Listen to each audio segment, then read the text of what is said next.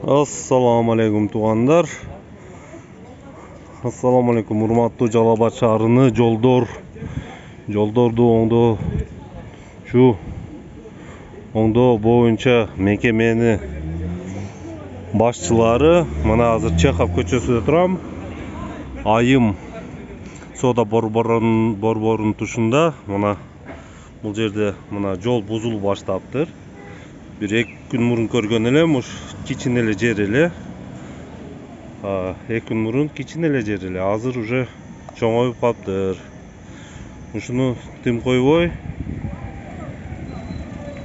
ысыгында оңдоп койсоңор, арзаныраак оңдоп каласыңар да. Акин тим койсоңор, жамгыр жайт, башка болот, машиналар талкалайт, чоңойот. Акин уже Баланча 100 000 сом деп айтасыңар, бюджетте акча жок дейсиңер. Ошо менен 2-3 жыл мурун эле жасалган жол. Мына 2-3 жыл мурун эле жасалган жол пачагы чыгып кетет. Ошол.